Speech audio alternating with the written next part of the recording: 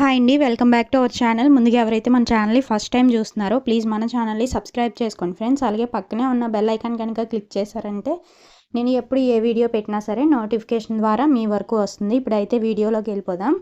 ఇది ఆల్రెడీ మీ అందరికీ కూడా చూపించాను ఈ బ్లౌజ్ని. నేనైతే కంప్యూటర్ ఎంబ్రాయిడరీ డిజైన్ అయితే వేయించుకున్నాను, అది కూడా కట్ వర్క్లో. సో ఈరోజు ఆ కట్ వర్క్ బ్లౌజ్ని ఏ విధంగా స్టిచ్చింగ్ చేయాలో అన్నది చూపిస్తున్నాను. వీడియోలోకి వెళ్ళే ముందు ఎవరైతే మన ఛానల్ని ఫస్ట్ టైం చూస్తున్నారో స్కిప్ చేయకుండా చూడండి, అలాగే సబ్స్క్రైబ్ చేసుకోండి. కొత్త వరకు అయితే చాలా బాగా యూజ్ అవుతుంది. ఇక్కడ నేను లైనింగ్ క్లాత్లో నెక్ ఏమి కూడా కటింగ్ అన్నది చేయలేదు, ఇలా మార్కింగ్ అయితే చేసి ఉంచుకున్నాను. ఇలా మార్కింగ్ చేసిన తర్వాత ఇప్పుడు ఒరిజినల్ బ్లౌజ్ ఉంది కదా, దాని మీద పెట్టుకొని నెక్ కరెక్ట్గా ఎక్కడైతే వస్తుందో అక్కడ చెక్ చేసుకుంటున్నాను. ఇలా ఫింగర్స్తో మనం అనుకున్నామంటే డిజైన్ ఎక్కడ వస్తుందో తెలుస్తుంది. పై మార్కింగ్ కరెక్ట్గా డిజైన్ దగ్గర టచ్ అయినట్టుగా పెట్టుకొని చుట్టూ సేఫ్టీ పిన్స్ అన్నవి పెట్టుకున్నాను. నేను నాకు ఇక్కడ నెక్ అన్నది కరెక్ట్గా సరిపోయింది.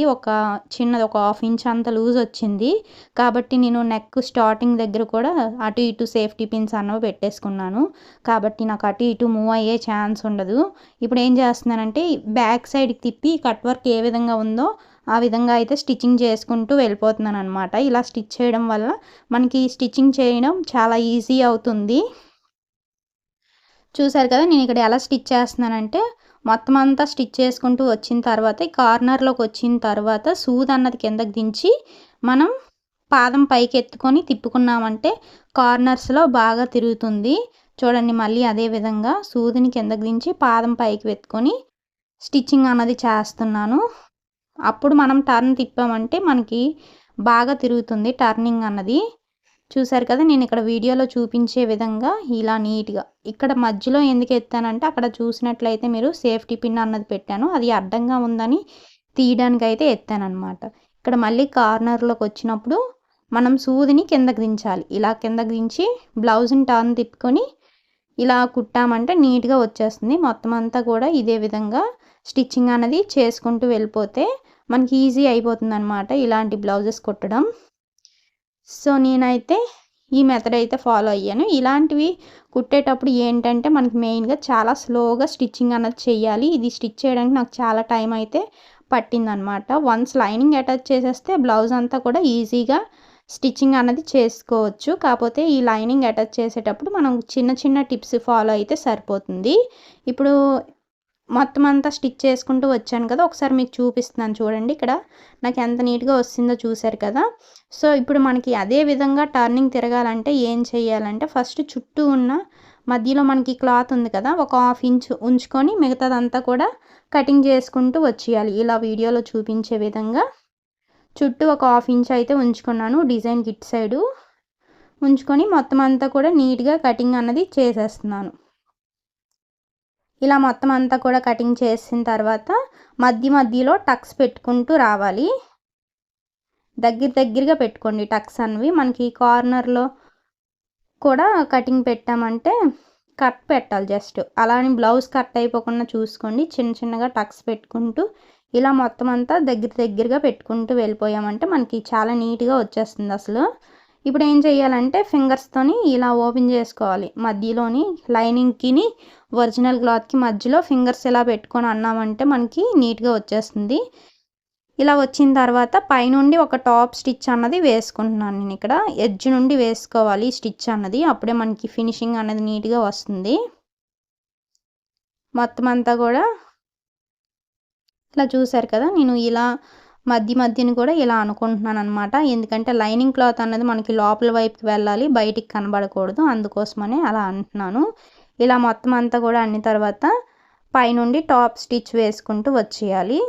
ఇలా మొత్తం అంతా కూడా పైనుండి ఒక టాప్ స్టిచ్ వేసుకుంటూ వచ్చేసామంటే చాలా ఈజీగా ఉంటుంది. అలాగే మనకి ఫినిషింగ్ కూడా చాలా నీట్గా వస్తుంది. ఇక్కడ పైపింగ్ అది వేయలేదు నేను, ఎందుకంటే మనకి కట్ వర్క్తో వచ్చిన డిజైన్ గోల్డ్ కలర్తో వచ్చింది కదా, అదే బాగుందనేసి ఇంకా పైపింగ్ అయితే నేనేమి యాడ్ చేయలేదు.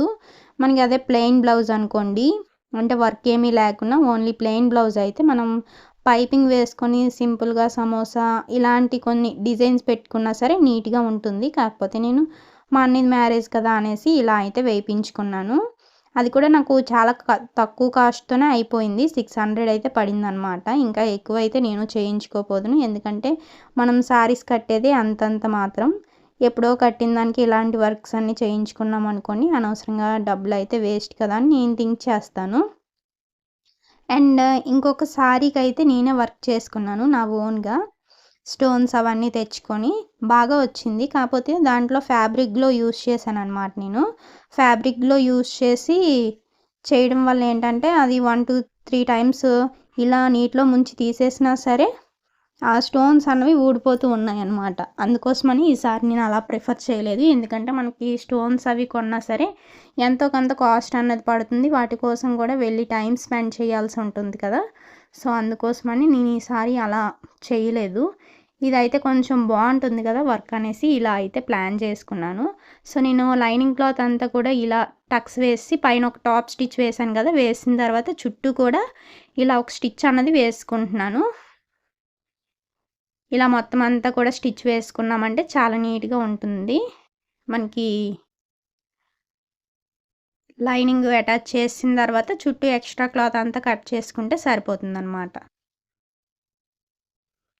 ఇప్పుడు చుట్టూ ఎక్స్ట్రా క్లాత్ ఏదైతే ఉందో దాన్ని అంతటిని కూడా నీట్గా కట్ చేసుకోవాలి. ఇక్కడ చూడండి నాకు ఎంత మంచిగా ఫినిషింగ్ వస్తుందో, చాలా బాగా వచ్చింది కదా. కట్ వర్క్ అన్నది బాగా కనబడుతుంది. ఇది మరీ అంత కట్ వర్క్ కాదు, లైట్గా ఉందన్నమాట కట్ వర్క్. సో చుట్టూ ఉన్న ఎక్స్ట్రా క్లాత్ని అయితే మీరు కటింగ్ చేసుకోండి. ఇక్కడ నేను ఫ్రంట్ పార్ట్ని చూపిస్తున్నాను. ఫ్రంట్ పార్ట్కి కూడా మనకి నెక్ ఎలా అయితే డ్రా చేసామో అదే విధంగా ఇలా పెట్టుకోవాలి.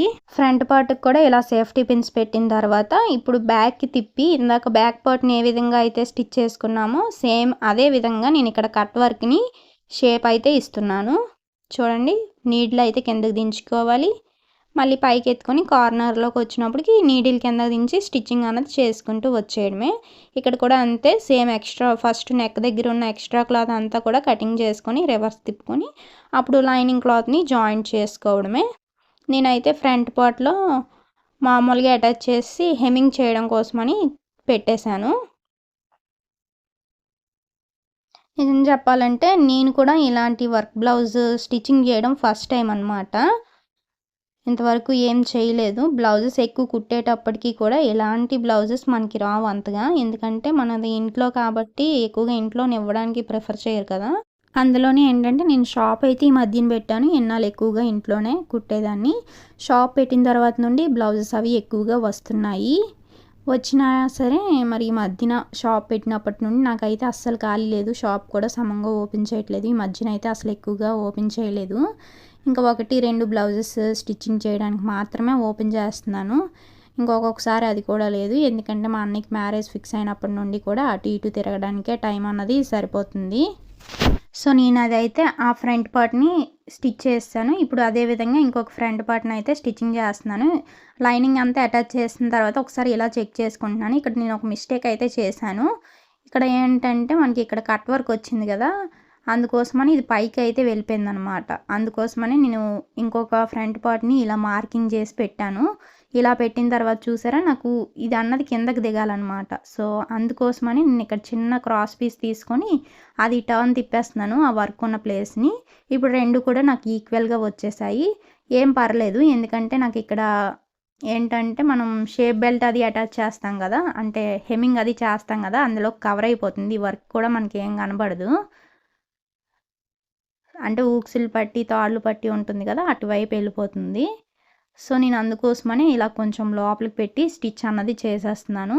మనకి రెండు కూడా ఈక్వల్గా ఉంటాయి. ఈ వర్క్ కూడా మనకి ఏం కనబడదు ఫ్రంట్నే కాబట్టి. అందుకోసమని మనం స్టిచ్ చేసేటప్పుడే ఈచ్ అండ్ ఎవ్రీ పాయింట్ కూడా చెక్ చేసుకోవాలి. అప్పుడే మనకి ఏది ఎలా వచ్చిందో అన్నది తెలుస్తుంది. నేను అందుకోసమని నేను ఏ మిస్టేక్స్ చేసినా సరే మీ అందరికీ కూడా చూపిస్తున్నాను, కొత్తగా నేర్చుకున్న వాళ్ళకి యూజ్ఫుల్గా ఉంటుందని. సో నేను అది చేసిన తర్వాత ఇక్కడ హ్యాండ్ కూడా జాయింట్ చేసుకుంటున్నాను. హ్యాండ్ కూడా అంతే, ఇక్కడ నాకు హ్యాండ్కి అయితే బార్డర్ వచ్చింది. ఆ బార్డర్ అన్నది కట్ చేస్తాను. చాలామంది హ్యాండ్ బార్డర్ అయితే తీసేయమన్నారు. కట్ వర్క్ ఎలా వచ్చిందో అలా స్టిచ్ చేసుకుంటే బాగుంటుంది అనేసి అన్నారనమాట.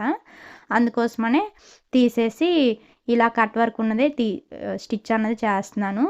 ఇలా చేసిన తర్వాత ఇంకా మనకి ఎక్స్ట్రా క్లాత్ ఉంది కదా, అదైతే స్ట్రైట్గా ఇలా స్టిచ్ చేసుకుంటున్నాను. స్టిచ్ చేసుకున్న తర్వాత చిన్న చిన్న టక్స్ పెట్టి హ్యాండ్ కూడా అదే విధంగా జాయింట్ అయితే చేసుకోవాల్సి ఉంటుంది. ఈ వీడియో మొత్తము కూడా నేను ఒక వర్క్ బ్లౌజ్ వచ్చేటప్పుడు మనకి లైనింగ్ క్లాత్ని ఒరిజినల్ క్లాత్ ఏ విధంగా అటాచ్ చేసుకోవాలో అన్నది మాత్రమే చెప్పాను. దీని యొక్క బ్లౌజ్ కట్ స్టిచ్చింగ్ వీడియో మీకు నెక్స్ట్ వీడియోలో చూపిస్తాను. సో ఇంకో హ్యాండ్ కూడా మనం ఇదే విధంగా స్టిచ్చింగ్ అనేది చేసుకోవాల్సి ఉంటుంది.